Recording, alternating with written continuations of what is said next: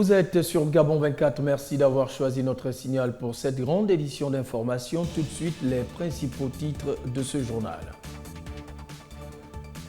Au Gabon, alors que la Coupe d'Afrique des Nations de football CAN Total 2017 approche à grands pas, les Panthères du Gabon fourbissent leurs armes pour être fin prêtes lors du coup d'envoi de la compétition le 14 janvier, nous dira Freddy Koula dans ce journal.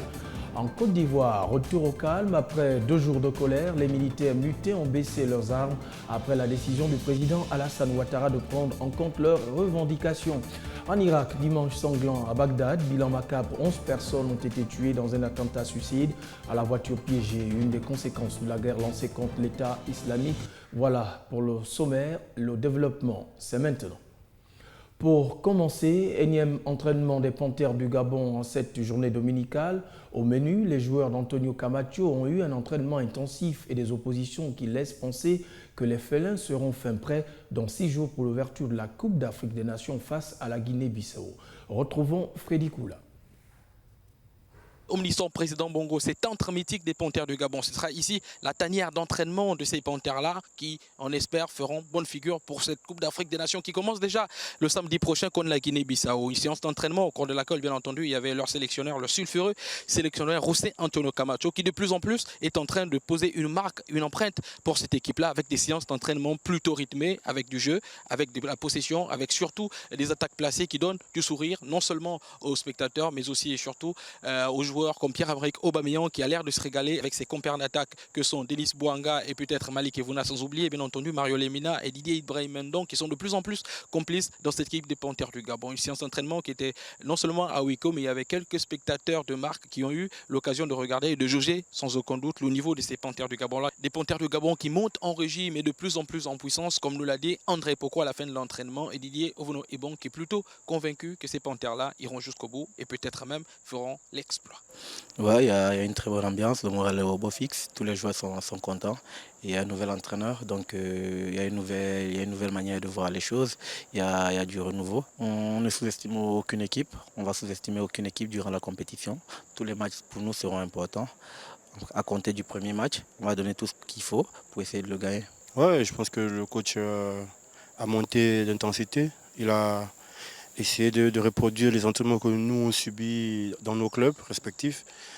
Et tout le monde se retrouve facilement. C'est pour ça que vous avez cette qualité d'entraînement. Voilà, et je pense qu'il a apporté une touche d'expérience.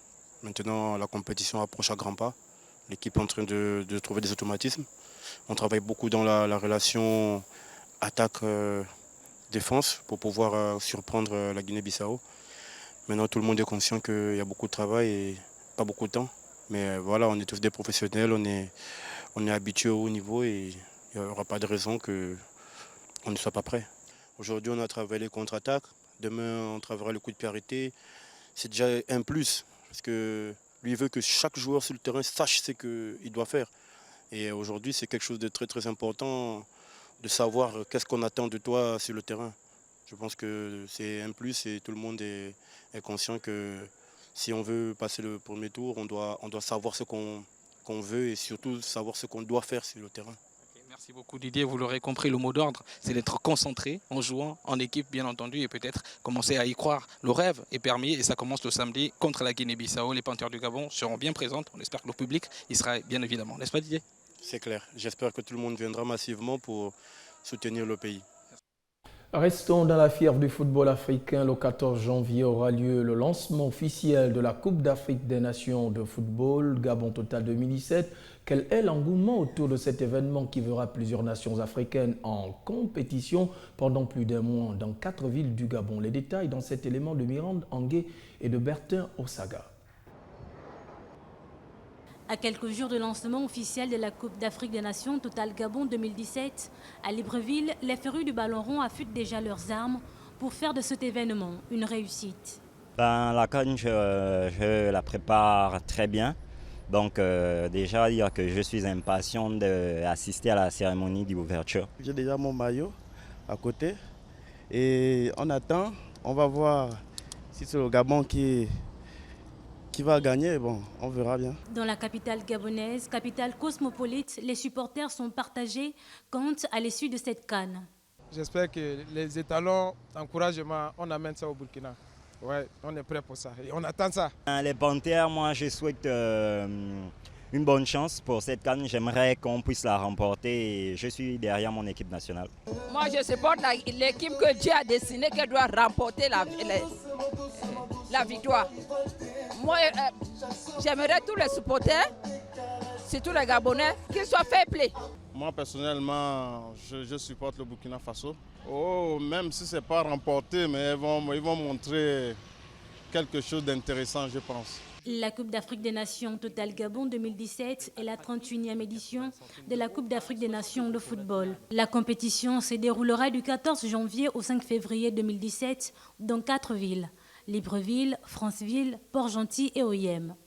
Le vainqueur du tournoi sera directement qualifié pour la Coupe des Confédérations 2017 en Russie. Même son de cloche à Oyem, dans le nord du Gabon, à la veille de l'inauguration du stade de cette ville par le président de la République, Ali Bongo Ondimba, qui sera accompagné de quelques membres de la Confédération africaine de football, CAF. Les réactions des populations de la capitale du Wellington sont plutôt partagées quant à l'organisation de cette compétition, une première dans la province. Affirmatif, je peux le dire, par ce qui s'est passé hier en ce qui concerne le match test qui a eu lieu hier. Il y a un engouement et nous pouvons espérer puisque ça bouge. Non seulement parce qu'on est venu construire un grand stade, donc nous sommes un peu fiers de cela, d'accueillir les joueurs. Bon, moi personnellement, cet événement n'aurait pas dû avoir lieu. Tout simplement parce que, comme vous-même pouvez le constater dans la ville, on n'est pas prêt pour accueillir la CAN, honnêtement. Nous ne sommes pas prêts, les infrastructures ne sont pas finies, la ville n'est pas assez assainie pour les visiteurs, malgré qu'on fait avec les moyens de bord. Ce que je peux dire par là, c'est juste que c'est un honneur pour Oyem de se faire qu'on vienne organiser la CAN ici à Oyem parce que c'est un événement à respecter, c'est pas bon. Oyem n'a jamais accueilli une si grande opportunité comme ça. Je dis merci et c'est encourageant en tout cas. Parce qu'en ce moment, c'est un événement qu'on n'a pas encore eu dans notre province. Parce que si Oyem reçoit la CAN, ça veut dire que c'est le Gabon tout entier qui est en joie pour cet événement. Samedi, tout le monde était au stade. Il y a ceux-là qui venaient de Vitam, qui venaient de Minzik pour assister au match d'ouverture. Et à la fin, ça nous a donné le goût, pour l'avant-goût. Parce qu'en ce moment, quand le 16, tout le monde sera au stade pour accueillir cet événement, parce que le premier match qu'on va accueillir, j'espère que même les villageois vont venir. La suite de ce parcours Tout Info avec l'entrepreneuriat féminin qui se met en évidence au Gabon, qu'elles soient sans emploi rémunéré, fonctionnaires ou en retraite, elles sont nombreuses, ces femmes déterminées à faire parler d'elles dans le monde des affaires et du business. Nous avons rencontré à cet effet l'une d'entre elles, Ba Oumar, générale d'armée à la retraite, reconvertie en promotrice des produits bio. Le point dans cet élément d'Ismaël Obianzé. Général d'armée à la retraite, Ba Oumar a d'abord bâti sa réputation de femme entreprenante dans le domaine du cosmétique fait à base du beurre de karité qu'elle importait autrefois de Côte d'Ivoire. Mais depuis quelques années, elle s'est reconvertie dans la fabrication des jus naturels. Actuellement, je suis plutôt en train d'essayer d'apprendre aux gens à utiliser les produits qu'ils ont chez eux. Parce que beaucoup de produits que nous avalons sont des aliments-médicaments. Et ces aliments-médicaments ont la possibilité de servir de boissons, de servir de dessert, de servir de beaucoup de choses. Donc ils sont naturellement produits. Donc je pense que nous avons intérêt à manger ce qu'il y a chez nous, à boire ce qu'il y a chez nous. Elle encourage sa clientèle à consommer gabonais et sa pomme marche plutôt bien. Les jus, je les fais moi-même pour être sûr de la stérilité en quelque sorte. Et ensuite, la pasteurisation, comme les bouteilles sont déjà encapsulées, ce sont des bouteilles en verre, on les a déjà encapsulées. Donc je demande à ces jeunes filles, aux jeunes filles qui travaillent avec moi, de pasteuriser. Donc ce sont les petites qui pasteurisent. C'est définir un nouveau rôle, une nouvelle identité pour une bonne retraite. C'est donc possible. Pour préparer une retraite comme moi, il suffit de regarder autour de soi. Il y a tellement de choses à faire. Par exemple, la récupération nous permettrait de diminuer la quantité de saleté qu'il y a dans les poubelles.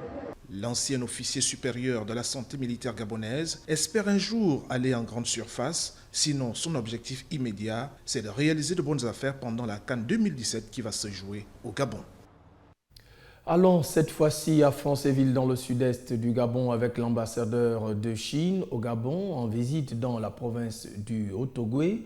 L'économie de cette visite avec notre correspondant permanent Wilson Robakassa. L'ambassadeur extraordinaire et plénipotentiaire de la République populaire de Chine au Gabon était en visite officielle à Franceville. Reçu par le maire de cette localité, le diplomate chinois est venu promouvoir les liens de coopération entre la Chine et le Gabon au niveau local dans divers secteurs, mais aussi redynamiser les échanges économiques, sociaux et sanitaires qui unissent nos deux pays. Je viens à Franceville, à la province de Haut-Ogooué, juste pour promouvoir avec les autorités locales la coopération au niveau local. Le président Ali Bongo Ondimba vient d'effectuer une visite d'État très réussie en Chine. Les deux chefs d'État ont parvenu à établir entre deux pays un partenariat de coopération globale. La coopération locale fait un parti important. C'est mon objectif d'être ici parmi vous, à Franceville. En remettant les clés de la ville à l'ambassadeur de Chine au Gabon, Roger Ayouman, maire de la commune de Franceville, s'est montré satisfait de cette visite du diplomate chinois dans sa localité. Votre visite dans notre cité ou dans cette partie du territoire gabonais est à notre sens l'aboutissement des liens historiques qui unissent nos deux États depuis près d'une cinquantaine d'années. Le séjour de Yu Shangchun s'est poursuivi avec la visite de l'hôpital de l'amitié sino-gabonaise et de l'école publique sino-gabonaise. Restons toujours dans le sud-est du Gabon à Franceville pour parler cette fois-ci de la tradition qui a été respectée samedi dernier, justement dans le cadre de la journée citoyenne. Regardez. La journée citoyenne instituée par les plus hautes autorités de notre pays semble trouver son adhésion massive auprès de nombreux compatriotes. À Franceville, ce premier samedi de la nouvelle année a été encore une fois de plus mis à profit au nettoyage de certains espaces publics et administratifs. Il faut que la ville soit propre, les quartiers soient propres qu'il faut. Chaque premier week-end du mois, allez, les jeunes, les vieilles et tout le monde, enfants, garçons comme filles, au travail. Nous avons une nouvelle année qui vient de commencer. Pour 2017, nous avons choisi de nettoyer le logement du directeur de l'école Matébélé et avec la ruelle qui mène à Picasse. C'est une bonne décision, mon fils. Très grande décision. Le chef doit d'abord montrer l'exemple. Et les habitants viennent derrière le chef. Dans un village, il faudrait que le village soit propre pour que les habitants doivent être aussi en bonne santé. La propreté, qui est la base de toute condition hygiénique, doit être le leitmotiv de chaque citoyen à travers cette journée célébrée chaque premier samedi du mois. Quittons le Gabon, restons sur le continent et parlons de l'envoyé spécial de l'ONU pour la Libye, Martin Klaubert, qui a rencontré le ministre des Affaires étrangères libyen Tahar Siada ce dimanche. La paix en Libye et son développement a été au centre de cet échange. Écoutons justement un extrait de ses propos. Je pense que 2017 doit être une année de décision et doit être une année de paix pour la Libye et sa population. Nous de la communauté internationale, des Nations Unies, nous essayons de vous aider à prendre ces décisions pour faire avancer le pays. Rendons-nous à présent au pays arc-en-ciel en Afrique du Sud où la puissante Ligue des femmes du Congrès national africain ANC, le parti au pouvoir dans ce pays, a officiellement apporté samedi dernier son soutien à Nkosazana Dlamini-Zuma, la présidente sortante de la Commission de l'Union africaine, pour prendre la tête de l'ANC en décembre. Le point avec Mirandongue. La bataille fait rage depuis des mois au sein de l'ANC en vue de la succession de son leader, Jacob Zuma, l'actuel chef de l'État. Le futur dirigeant de l'ANC, parti au pouvoir depuis la fin officielle de l'apartheid en 1994, sera assuré de devenir président en cas de victoire de son parti aux élections générales de 2019. Jacob Zuma ne peut pas briguer un troisième mandat à la tête du pays. Nous, la Ligue des femmes de l'ANC, appelons l'ANC à élire sa première femme présidente en 2017. Nous estimons que Nkosazana Dlamini-Zuma est prête pour diriger l'ANC en 2017 et la République d'Afrique du Sud en tant que présidente à compter de 2019. Nous sommes arrivés à cette conclusion sur la base de son parcours au sein de l'ANC de 1971 à nos jours, a indiqué l'organisation dans un communiqué samedi soir. Nkosazana Dlamini-Zuma, ancienne épouse de l'actuel président sud-africain, avec qui elle a conservé de bonnes relations, fait partie des personnes pressenties comme possible successeurs à Jacob Zuma, empêtré dans divers scandales. Poids historique de l'ANC, Nkosazana Dlamini-Zuma, 67 ans, a décidé de ne pas briguer un deuxième mandat à la tête de l'Union africaine, alimentant les rumeurs sur sa volonté de succéder à Jacob Zuma. Son mandat de 4 ans au sommet de l'UA qui s'achève en janvier lui a permis d'acquérir un statut sur la scène internationale. Nana Akufo-Addo a prêté serment samedi dernier en tant que nouveau président du Ghana, promettant d'éradiquer la corruption et de relancer le secteur privé après sa victoire électorale le mois dernier sur le dirigeant sortant John Dramani Mahama. Miranda Angué s'en fait l'écho. Nana Akufo-Addo a prêté serment ce samedi, devenant ainsi le 5e président de la 4e République du Ghana. L'actuel locataire de la Flagstaff House a promis d'éradiquer la corruption et de relancer le secteur privé après sa victoire électorale le mois dernier sur le dirigeant sortant John Dramani Mahama. Ancien défenseur des droits de l'homme, âgé de 72 ans, Akufo-Addo a été investi lors d'une cérémonie au Square de l'Indépendance dans le centre d'Accra en présence de 6000 personnes. Portant une tenue traditionnelle, il a brandi une épée en or, symbole de la présidence du Ghana, avant de prononcer un discours inaugural. Des chefs d'État africains ainsi que le président sortant et les anciens dirigeants étaient présents à cette cérémonie d'investiture. Le président ivoirien Alassane Ouattara, en tant qu'invité d'honneur, a prononcé un discours devant le Parlement ghanéen. L'armée avait renforcé la sécurité dans la capitale au cours de cet événement, notamment sur les principaux axes autour du lieu choisi pour la cérémonie. Le successeur de John Dramani Mahama, lors du scrutin du 7 décembre dernier, a réuni 53,3% des voix contre 44,4% pour son adversaire. En tout, 10,7 millions d'électeurs s'étaient rendus aux urnes. La victoire électorale d'Akufo-Addo et la transition pacifique du pouvoir ont renforcé l'image du Ghana comme modèle de stabilité dans une Afrique de l'Ouest souvent turbulente. En Côte d'Ivoire, le calme est revenu ce dimanche à Bouaké et ailleurs dans ce pays après l'annonce d'un accord avec les soldats dont la mutinerie pour des revendications matérielles a paralysé pendant 2 jours la deuxième ville du pays et s'était étendue à Abidjan selon des correspondants de l'AFP et des habitants. Sibyl Mengue, le récit. Dimanche à Bouaké et ailleurs en Côte d'Ivoire, le calme est revenu. Après l'annonce d'un accord avec les soldats dans la mutinerie pour des revendications matérielles a paralysé pendant 2 jours la deuxième ville du pays et s'était étendue à Abidjan, la vie reprend son cours. Mais les habitants ne cachent pas leur colère suite aux manifestations des militaires qui avaient semé la panique avec des tirs à l'arme lourde et des rafales de Kalachnikov. À Abidjan, la métropole économique et politique où des tirs avaient été entendus samedi dans une caserne, le calme était également revenu dans la journée. Le président Alassane Ouattara avait annoncé samedi soir à Abidjan la conclusion d'un accord avec les soldats mutins dont les manifestations avaient paralysé depuis vendredi Bouaké, capitale de l'ex-rébellion du Nord. Il leur avait aussi demandé de regagner leur caserne. Cet accord a été scellé dans la journée à Bouaké à l'issue d'une rencontre entre le ministre de la Défense Alain Richard Donoï et des mutins qui réclamaient le paiement de primes, des augmentations de soldes, une promotion plus rapide entre les grades et les logements.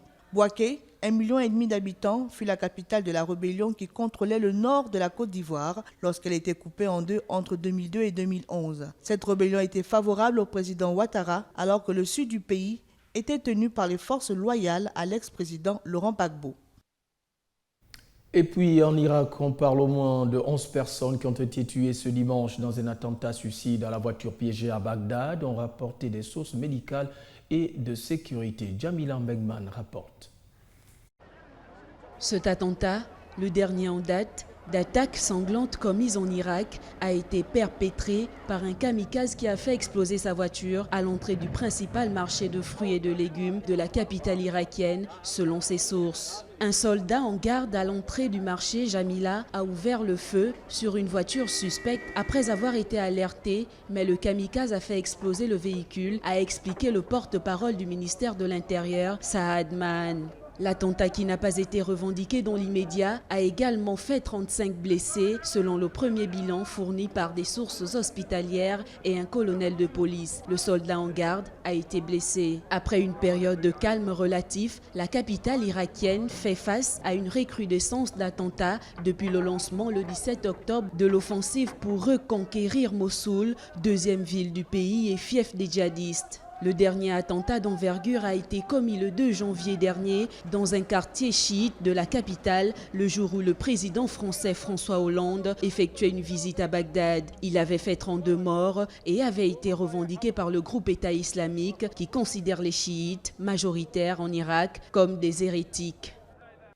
Au Pakistan, l'industrie du textile constitue 60% des exports dans ce pays, mais une grave crise énergétique a lourdement affaibli le secteur cette dernière décennie. Alors que le pays remonte la pente, le secteur tente de se remettre sur pied. Regardez. La nuit est tombée sur Faisalabad, mais ce quartier est encore en pleine activité. Depuis mi-novembre, ces ateliers de tissage tournent 24 heures sur 24, un exploit ici au Pakistan. Le pays se relève doucement d'une dizaine d'années de graves crises énergétiques. Les coupures de courant duraient parfois jusqu'à 16 heures par jour, un handicap pour le secteur du textile. Plus de 20% des usines ont fermé, et celles qui fonctionnaient encore ne tournaient pas à plein régime. Par exemple, s'il y avait 50 machines dans une usine, seulement 35 ou 40 d'entre elles étaient en marche. Parce qu'il n'y avait pas assez d'électricité, et ça faisait perdre de l'argent à tout le monde. Le textile emploie 30% de la population active et constitue la majorité des exports du Pakistan. Mais cette crise a détruit un tiers des capacités de production du pays. De nombreux ouvriers ont été licenciés et des usines ont fermé, incapables de rivaliser avec le Bangladesh et leurs autres concurrents. Pour tenir le coup, ce géant du secteur a acheté des générateurs capables de prendre le relais en cas de coupure de courant. Mais le fioul est cher et l'entreprise fonctionne à perte plusieurs mois par an. On n'a pas le choix, on ne peut pas fermer parce que nos acheteurs sont très sensibles. Ils font partie des plus importants acheteurs internationaux, donc on se doit de les fournir en temps et en heure. Qualité, ponctualité, tout doit être parfait. Un système D impossible pour les entreprises plus modestes qui dépendent totalement du réseau public. Conscient du problème, le gouvernement a fait de l'industrie sa priorité. Il s'est engagé à mettre un terme aux coupures de courant d'ici fin 2018 grâce à des nouvelles centrales actuellement en construction. Ça commence à aller mieux. Ça va prendre 2 ou 3 ans pour qu'on sorte complètement de cette crise. Mais le développement du réseau a un prix. Le coût de l'électricité augmente et l'industrie peine encore à être compétitive. Les exports continuent de baisser, moins 13% sur les 9 premiers mois de 2016. Le rappel des titres à présent avant de refermer ce journal. Au Gabon, alors que la Coupe d'Afrique des Nations de football CAN Total 2017 approche à grands pas, les Panthères du Gabon fourbissent leurs armes pour être fin prêtes lors du coup d'envoi de la compétition le 14 janvier, nous a dit notre envoyé spécial Freddy Koula. Et en Côte d'Ivoire, retour au calme après 2 jours de colère, les militaires mutins ont baissé leurs armes après la décision du président Alassane Ouattara de prendre en compte leurs revendications. Et enfin, en Irak, dimanche sanglant à Bagdad, bilan macabre, 11 personnes ont été tuées dans un attentat suicide à la voiture piégée, une des conséquences de la guerre lancée contre l'État islamique. Voilà qui vient refermer les portes de cette grande édition d'information. Merci à vous de l'avoir regardé. À plus tard.